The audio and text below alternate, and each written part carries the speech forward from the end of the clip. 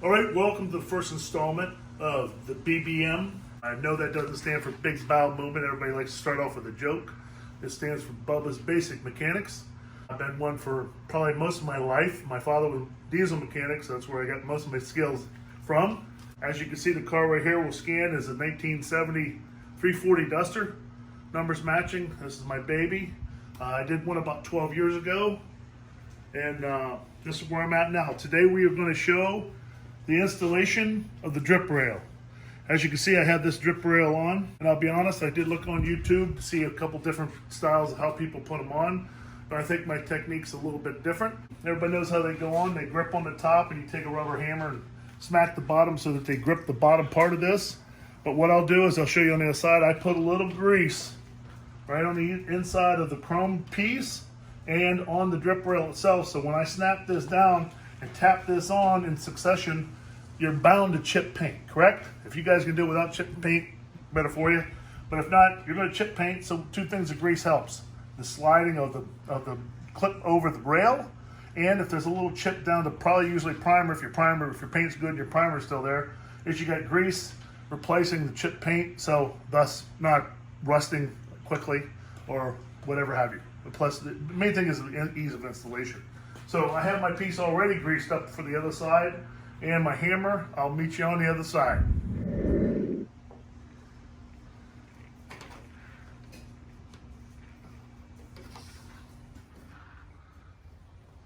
This is the biggest pain in the ass on the other side. There it is.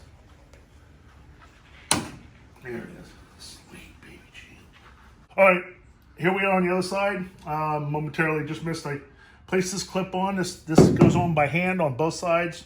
It's not as crimped as it is for probably about an inch there or so. But we want that on tight, and you want to maintain and start getting your upper edge over that lip. As you go forward, what I do is I run my thumb along the top, and as you can see, it kind of falls into place. And then I snap this bottom piece over, and just to let you know, I run down here every now and then just to make sure that you know this edge is over. Because if it's not, and you get up here and you're missing it here, it's not good. So the other thing is I do have my son helping me. He's going to maintain the length of this because the other piece, if you can see right here, on the other side was split here. That was a part. Here it is welded together, so I don't want to mess up the integrity of that weld. So I'm going to keep it together, and he is holding it so that I can work with it without it beating the heck out of my car, my new paint. As you can see, we're moving this right along. Tap it in. You got to kind of give it a tap. Thus, rubber hammer, not use a metal hammer.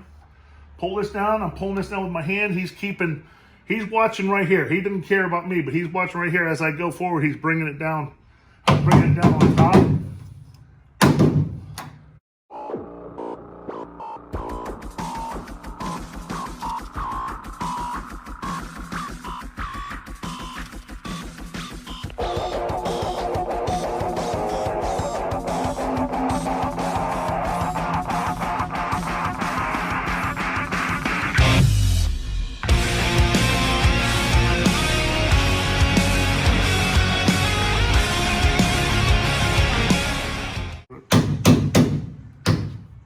Gotta hold this on here. This is the tough part of this. All right, again, making sure that lip is over, which is important. Push it down on this.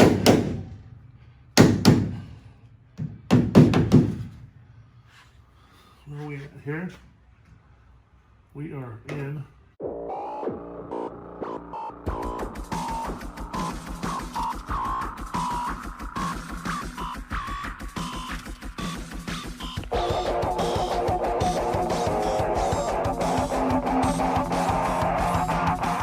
Something to grab a hold of that and pull it off of there. And thus, that's the installation of my drip rail. Sure, there's other different ways of doing it. I went a little bit overzealous here on this part here, but I'll have to get that with a piece of hammer or thing and smack that back out a little bit that way. So there you go. Appreciate your comments. If I really screwed up, you think I do, I'll take constructive criticism. You want to break my balls, Other than that, I'm just an average Joe trying to do what I can and pass some time and stay out of trouble. Till next time, thank you. Appreciate it.